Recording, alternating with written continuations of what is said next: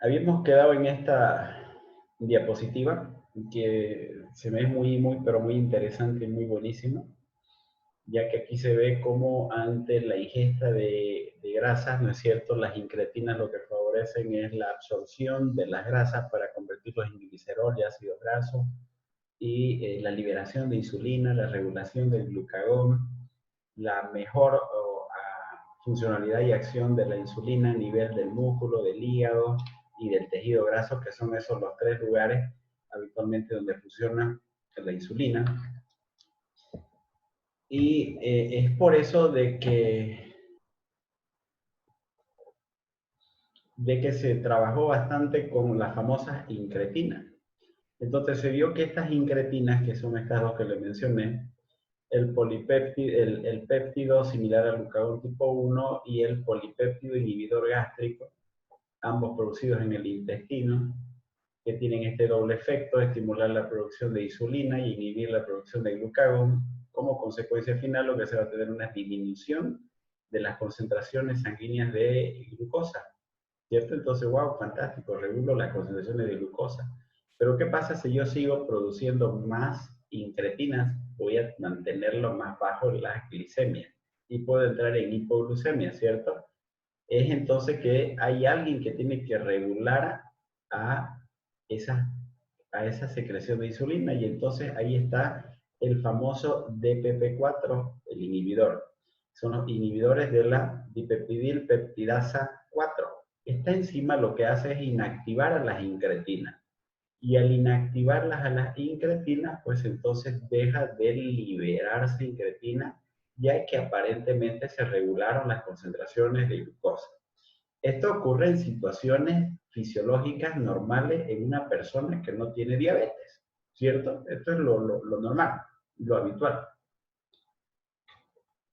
Entonces, se le ocurrieron a los científicos decir, wow, a partir de aquí podemos tener efectos pero fantásticos farmacológicos.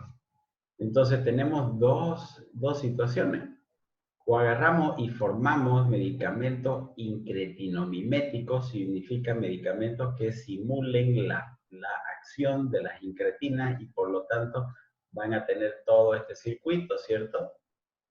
O agarramos por la otra parte, bloqueamos al inhibidor de la DPP4, ¿ya? Inhibidores de la DPP4, y de esa manera todo el tiempo se va a seguir formando y secretando más cantidad de incretina. A raíz de eso fue que ya salieron los medicamentos incretinimiméticos, ¿ya? Y los inhibidores de la DPP4. Y entonces, a raíz de conocer esto, ya hay dos grandes grupos de medicamentos actualmente. Bueno, entonces, así es como funciona la insulina, la glucosa en la célula. Entonces, cuando ingerimos grandes cantidades de glucosa, la insulina lo que hace es hacer que esa glucosa ingrese a la célula. ¿A qué tipo de célula? A la célula muscular, a la célula hepática y a la célula grasa, al tejido adiposo. Eso es lo que hace la insulina, hacer que la glucosa ingrese en esos tres tipos de células. ¿Vale? No se olviden, por favor, ese efecto. En la diabetes tipo 1, ¿qué es lo que ocurre habitualmente? Miren lo que va a ocurrir. Hay una destrucción de la insulina a través de anticuerpos, a través de virus, y por lo tanto, si yo no tengo acá la insulina, pues mi glucosa, ¿qué va a pasar? Va a comenzar a aumentar a nivel sanguíneo y por lo tanto esta glucosa no va a ser introducida dentro de la célula, ¿cierto? Entonces, wow, qué fácil de entenderlo, ¿no? Es de esta manera. Entonces no entra a la célula habitualmente. Y esto es lo que ocurre fisiopatológicamente. En la diabetes tipo 1 tiene que haber una predisposición genética, ¿ya? Para que comience a alterarse toda esta masa de células betas de Langerhans. Y esto está en relación al tiempo. Habitualmente tenemos la predisposición genética, luego comienza a haber una insulitis y una injuria en las células beta. Aquí es donde ya aparecen los anticuerpos contra la decarboxilasa, los anticuerpos contra la insulina, contra los receptores, etc. Y cuando comienza a ver estos anticuerpos, entonces comienza a haber una pérdida del primer pico de la secreción de insulina. Y entonces aquí el paciente comienza ya a aumentar sus niveles de glicemia y comienza a denominárselos pacientes prediabéticos. Estos pacientes en realidad difícil captarlos, habitualmente ya se lo capta cuando ya son diabéticos. No olvidemos que estos son cuando tienen 7, 8 años, 10 años, son los que se manifiestan de forma aguda y rápida. Esto estamos hablando desde que nace hasta que tiene 8 o 10 años, esto es rápido.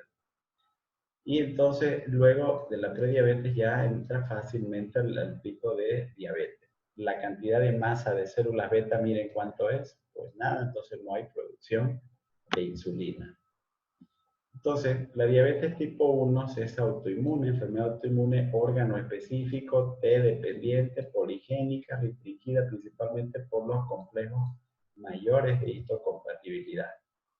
Lo que significa que hay una subregión, que es la DQ-beta, donde hay una ausencia del aminoácido aspartico 57, por una parte, y por otra parte, en la subregión HLA-DQ-alfa, la presencia de arginina, que son aminoácidos en realidad, que se comienzan a alterar y a no estar presente o a estar presente en determinados lugares. Y esa alteración es lo que comienza a alterar en la producción de insulina también. Pero esto es lo que más me interesa que ustedes sepan. ¿Cuáles son los complejos mayores de histocompatibilidad que están ligados directamente a la diabetes tipo 1? El HLA-DR3 y el HLA-DR4. Estos dos.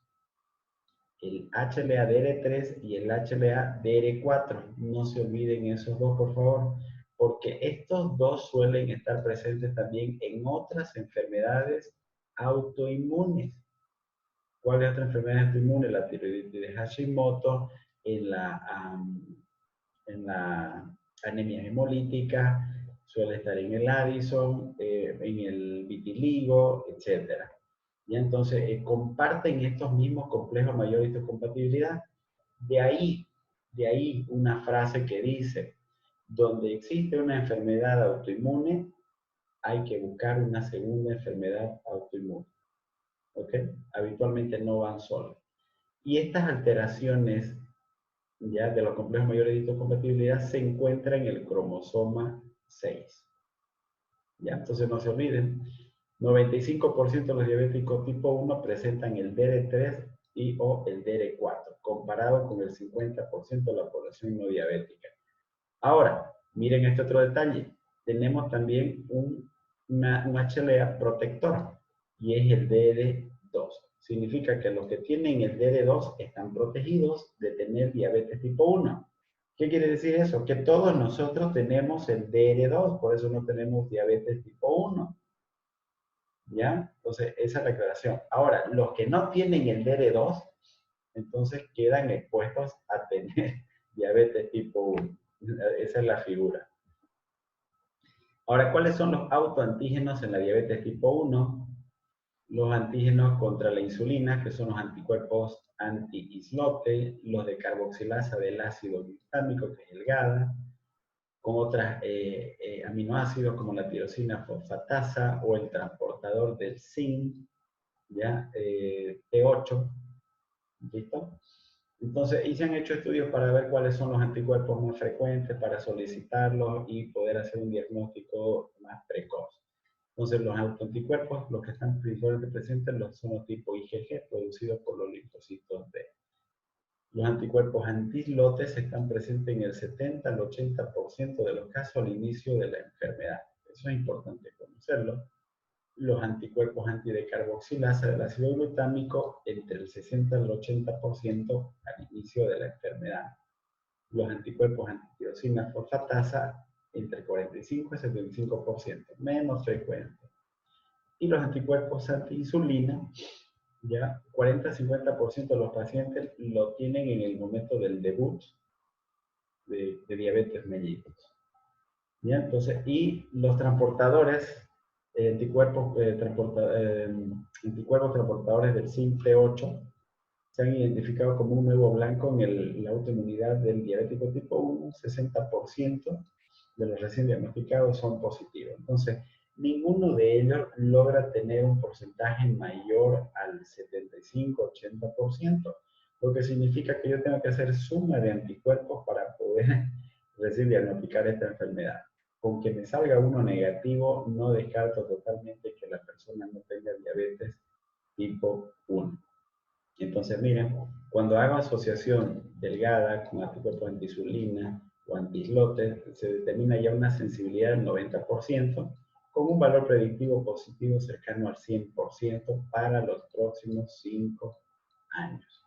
Y entonces, vuelvo a decir, un solo anticuerpo no me dice que descarta diabetes tipo 1, pero cuando tengo más de 2 o 3 autoanticuerpos, entonces las probabilidades de que sí sea una diabetes tipo 1 aumentan más del 90%.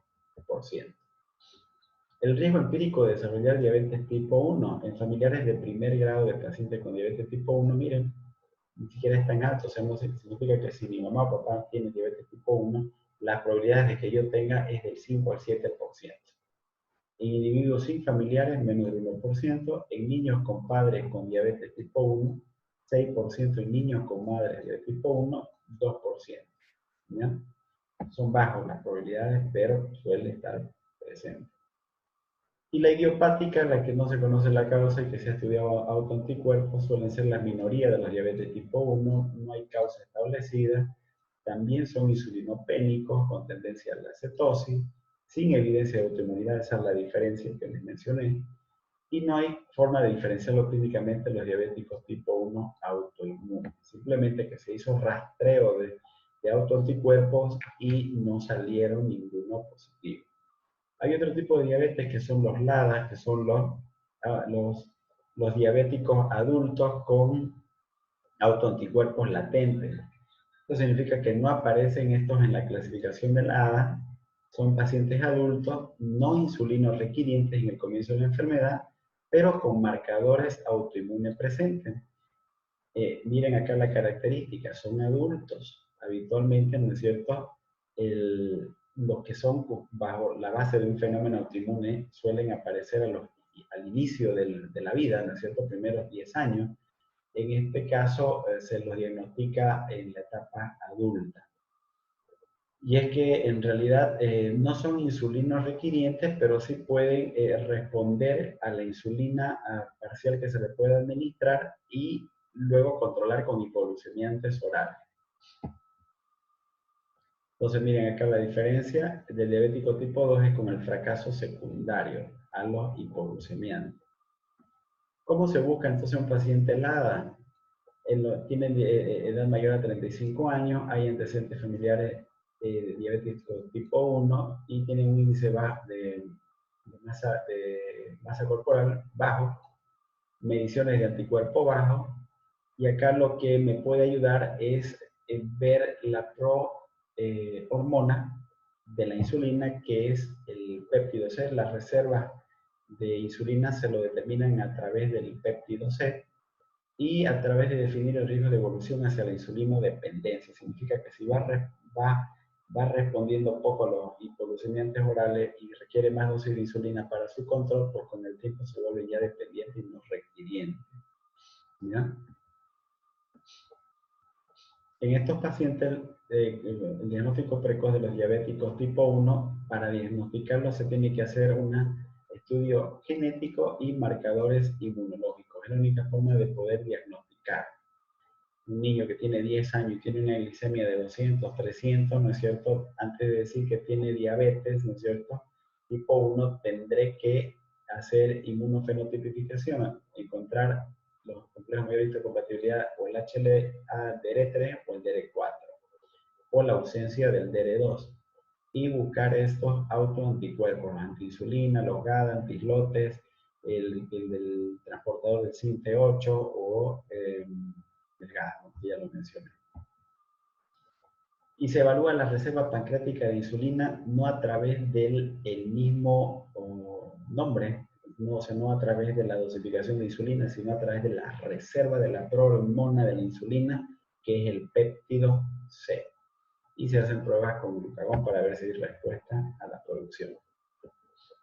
Entonces, la determinación de los estudios genéticos e inmunológicos en personas con diabetes se realizarán ante la duda de diabetes, con el objetivo de definir el tratamiento. Obviamente, eso es sumamente importante en los diabéticos tipo 1. Los diabéticos tipo 2 es muy diferente. Se presentan en personas con grados variables de resistencia a la insulina. Este es el denominativo acá. Persona que no tiene resistencia a la insulina y lo quiera clasificar como diabetes tipo 2, está mal. Tiene que haber necesariamente resistencia a la insulina. Y además se requiere que exista una deficiente producción de la insulina. Significa que tienes aquí los dos parámetros fundamentales para clasificar a un paciente diabético.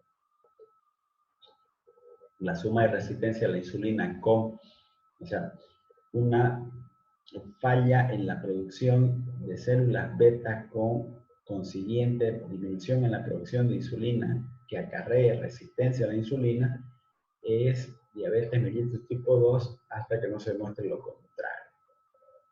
Son varias las alteraciones que pueden determinar su aparición, teniendo como fuera un fuerte vínculo con la genética, principalmente lo ambiental, más frecuente fue los 40 años, sin embargo ahora vemos en nuestro medio que estamos viendo chicos de 13, 14 años ya con diabetes. El otro día en la consulta, una niña de 13 años con 95 kilos. 95 kilos. La niña, me cuenta la madre, antes que venga una semana antes de la consulta, mire doctor, agarramos y nos pedimos para cenar, no le voy a mentir, nos pedimos un pollo solar. Y entre el pollo solar nos dividimos entre el papá, yo y mi hija. Terminamos todo bien, tranquilo, y a los 10 minutos mi hija me dice, mamá, no me he llenado, tráeme una hamburguesa, McDonald's. Y entonces, perdón, Burger King son las que hay acá, no me acuerdo qué hamburguesa fue la que dijo, pero que le traigan una hamburguesa. Y no se llenaba y berrinchó la niña de 13 años. Imagínense entonces los requerimientos de comida grasosa y de alimentación que requiere una niña de 13 años con 95 kilos. O sea, qué futuro, qué complicaciones va a tener más adelante y qué cargo va a tener para esa familia que son de escasos recursos. Es abismal, realmente preocupante.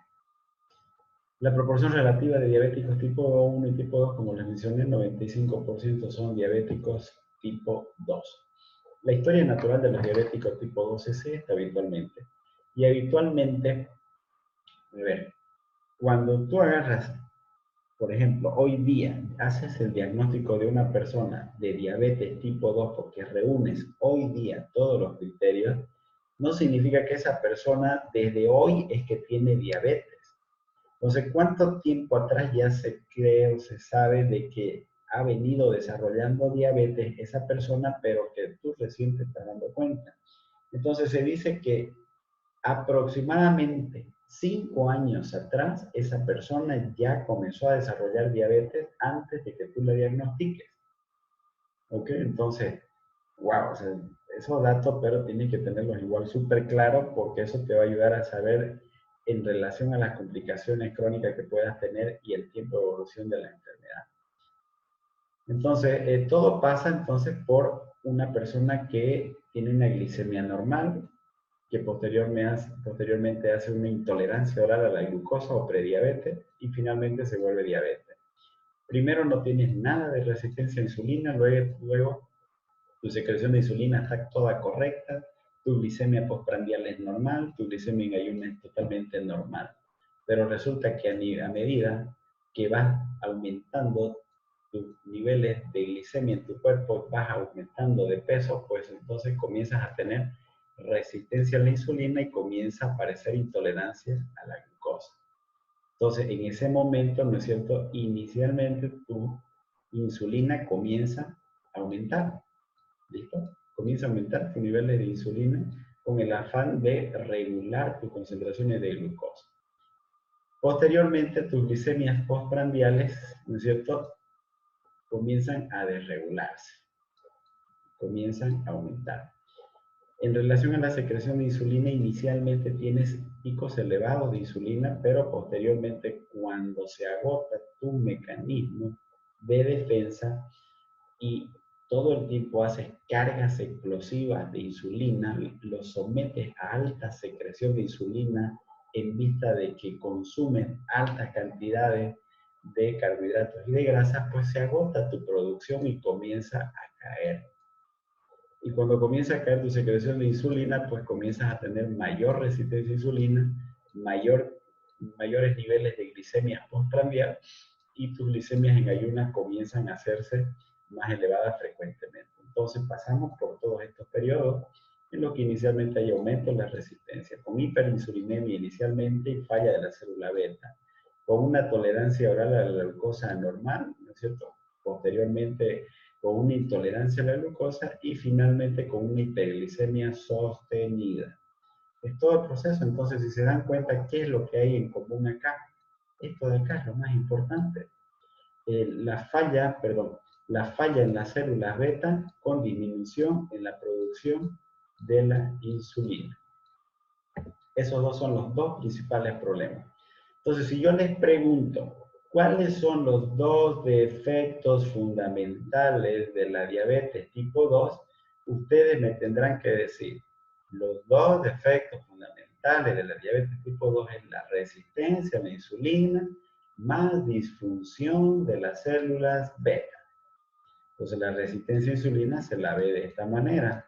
Ingresa glucosa a tu organismo, la insulina quiere agarrar y meter la glicemia dentro de la célula, pero no funciona correctamente tu insulina y no permite, por lo tanto, que ingrese la glicemia dentro de tu célula.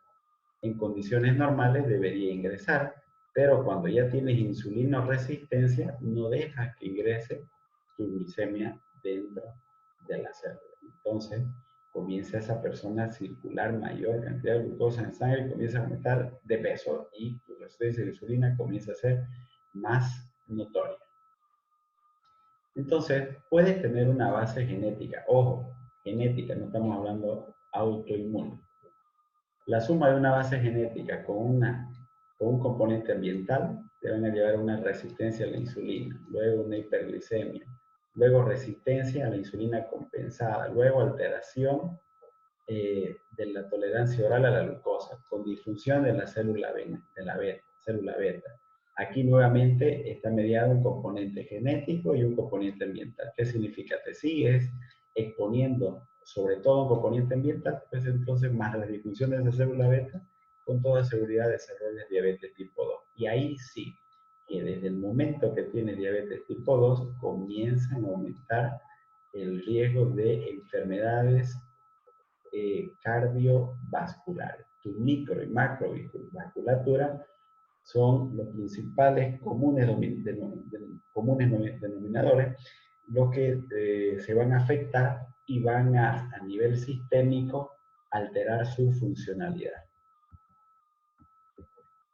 ¿Cuáles son los individuos con alto riesgo de desarrollar diabetes tipo 2? Los mayores de 50 años, o más jóvenes con mayor frecuencia en obesos con índice de masa corporal mayor a 30, familiares de primer grado con personas con diabetes, mujeres con antecedentes de recién nacidos con productos macrosómicos, más de 4,5 kilos, jóvenes hipertensos, dislipidémicos o antecedentes de glicemia en ayunas alteradas o intolerancia a la glucosa, dos situaciones diferentes. Los diabéticos tipo MODY suelen aparecer antes de los 25 años de edad, se presentan en 3 o más generaciones de la familia. Aquí sí tiene un componente genético y hereditario a la vez, ¿ya? Entonces hay una herencia autosómica dominante y estos pacientes diabéticos tipo MODY significan, ¿no es cierto?, de que tiene diabetes de la edad madura en personas jóvenes. Eso significa. Pareciera que tuviera las características de una diabetes tipo 2, pero en personas mucho más jóvenes y que además están mediadas genéticamente. O sea, hay alteraciones genéticas, sobre todo a nivel de los aminoácidos y de las posiciones. Y hay un montón, también hay subespecialidades dentro de la diabetología que se dedican a estudiar todos los casos de los diabéticos móviles. ¿Qué porcentaje de los pacientes diabéticos tienen esta variante MODY? Del 2.5 al 5%. Estos tienen buena respuesta al tratamiento con dieta o medicación oral, por lo menos durante al menos los 2 primeros años. Se transmite de forma genética, entonces a través del árbol genealógico. Y miren, entonces hay un montón de alteraciones, MODY tipo 1, 2, 3, 6, 7 y un montonazo más, donde están directamente, tienen alteraciones genéticas en diferentes cromosomas, posiciones, aminoácidos, etc. No nos vamos a meter a este mundo porque para nosotros no nos significa muy práctico, más de estudios científicos moleculares. Y por último, ya la diabetes gestacional, que es cualquier grado de intolerancia a la glucosa que se inicia durante el embarazo. Miren el término acá, no estamos hablando de glucosa en ayuno alterada, estamos hablando de intolerancia a la glucosa. Aunque la mayoría de los casos se resuelven con el parto, al igual que en la preeclampsia, la definición se aplica independientemente de que la condición persistiese o no después del embarazo, y no excluye la posibilidad de que la intolerancia a la glucosa no reconocida pueda haber comenzado, precedido o aparecido en forma concomitante con el embarazo. Habitualmente la prevalencia es del 7% y varía entre el 1 y 14% dependiendo de la población estudiada. Los criterios de diabetes gestacional son diferentes a los criterios de diabetes tipo 2. No confundirse, por favor. El diagnóstico de diabetes gestacional se realiza cuando se excede alguno de los siguientes valores de glucosa. El tener una glicemia en ayunas en una embarazada de 92 o mayor a 92, el tener una glicemia a la hora de una prueba de tolerancia oral a la glucosa a la hora mayor a 180 o a las 2 horas mayor a 153, entonces son criterios para diabetes mellitus gestacional. Entonces esto es después de una prueba de tolerancia oral a la glucosa. ¿Listo? Entonces esto aquí, la aclaración. A la primera hora si es mayor a 180 o a las 2 horas mayor a 153, entonces yo digo que ya es una diabetes gestacional. Entonces la determinación se realiza entre la semana 24 y 28 del embarazo y en caso de ser negativo, pero presenta factores de riesgo, se repite entre las 31 y 33 semanas. De la misma forma se realiza con 75 gramos de glucosamida en 375 ml de agua a ser ingeridos en 5 minutos.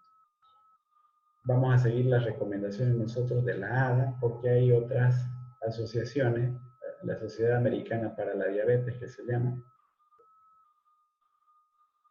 ya, ellos tienen otros criterios. Nosotros vamos a manejar los que son en ayuna mayor a 92 o después de una prueba de tolerancia oral. Nuevamente repito, mayor o igual a 180 a la hora, mayor o igual a 153 a las 2 horas. Si se dan cuenta en estos criterios no estamos hablando nada de hemoglobina glicosilada, porque esta es una situación gestacional, ¿ya? Entonces tomar en cuenta esto porque cada vez pregunto en los exámenes, sean escritos o virtuales, y suele haber esta confusión. Son diferentes los criterios para diabetes tipo 2 que para diabetes gestacional. ¿Cuáles son los factores para el desarrollo de diabetes gestacional? Haber tenido diabetes gestacional en el embarazo anterior, edad mayor a 30 años, antecedentes de primer grado, pacientes con índice de masa corporal de 27 o más al inicio del embarazo, fetos macrosómicos, antecedentes de mortalidad perinatal explicada, poliquitosis ovárica, o sea, toda situación que esté relacionada también con resistencia a la insulina, antecedentes de madre de alto o bajo peso al nacer, glicemia en ayunas mayor a 85, preeclampsia, multiparidad, uso de drogas hiperglucemiantes como corticoides, antirretrovirales, betamiméticos, etc. Son un sinfín de factores de riesgo que pueden predisponer a la mujer a una diabetes gestacional. Y en conclusiones, para finalizar la clase de hoy día, tenemos que saber que la diabetes es el nombre genérico simplemente de una enfermedad que define el valor de la glicemia y que se puede concluir que son diferentes las causas de esta alteración, por lo que se debe identificar ante una persona con reciente diagnóstico de diabetes mellitus qué tipo de enfermedad presenta, puesto que marcará la diferencia en cuanto al tratamiento, pronóstico y complicaciones. No es solamente decir tiene diabetes mellitus, sino también estar seguro frente a qué tipo de diabetes estoy, tipo 1, tipo 2, o si hay dudas, sospechas de LADA, o si la variante tipo MODI. Aunque sabemos que el 95% son los diabéticos tipo 2. Muy bien, jóvenes, hasta aquí hemos hecho la primera parte de la introducción a diabetes mellitus. Yo les comenté que estas clases yo las doy, todo lo que es diabetes las doy en unas 4 o 5 clases, es bastante amplio. Y quizás no vayan a encontrar otra persona que se lo dé amplio, esto más o menos lo doy al nivel de residente, pero considero que les puede servir de mucho valor a ustedes, tomando en cuenta más que ya de aquí a poco les va a tocar su internado y necesitan ustedes armas para poder defenderse y poder tomar conductas más precisas frente a estos casos, ¿ya?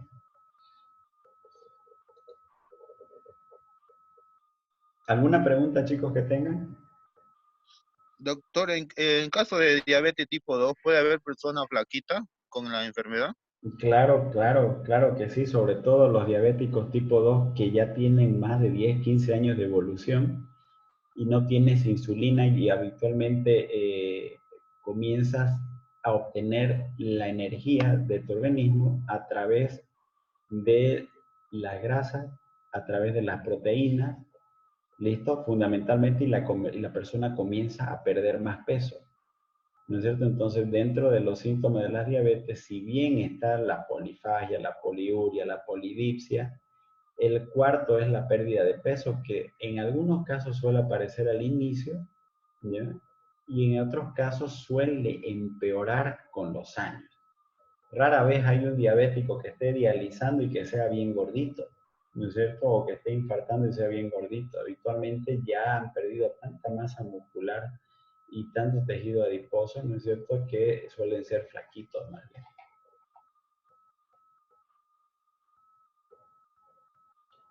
Ojo con Doctor, el en caso detalle, de... al inicio, cuando tienen resistencia a la insulina, necesariamente el diabético que tiene resistencia a la insulina es gordito. Al inicio, por lo general es gordito, o pesaba 100 kilos y bajó 10 kilos y está 90, pero sigue siendo y viéndoselo gordito.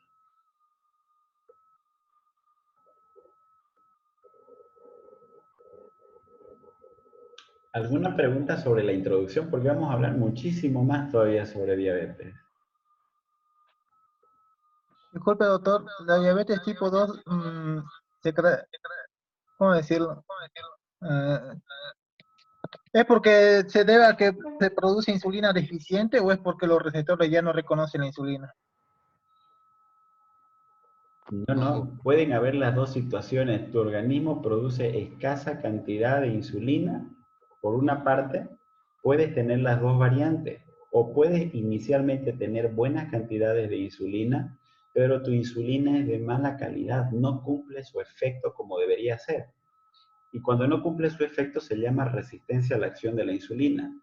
Lo mismo lo vimos cuando hablamos, ¿no es cierto?, de las anemias, de las enfermedades crónicas, resistencia a la acción de la eritropoyetina, no cumple su función. Está presente pero no actúa. ¿Viste? Entonces es como que cuando te dicen que hagas algo, pero no lo haces, ¿no es cierto?, eres resistente a realizar un determinado trabajo. Lo mismo ocurre con la insulina. Gracias, doctor.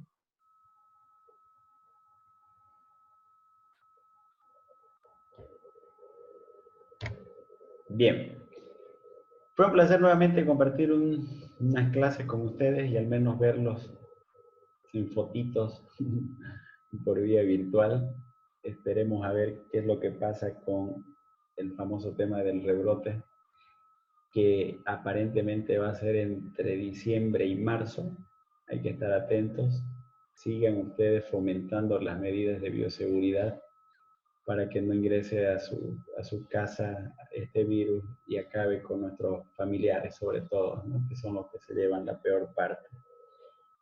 Sabemos que el virus no se ha ido y está entre nosotros mismos y debemos ser nosotros responsables para con nosotros y nuestros familiares. Bueno, cuídense muchísimo, chicos, que tengan un bonito día, un bonito resto del día en realidad, que Dios los bendiga y nos estamos viendo pronto, ¿vale? Chao, chicos. Gracias. Gracias, doctor. Hasta luego. Doctor.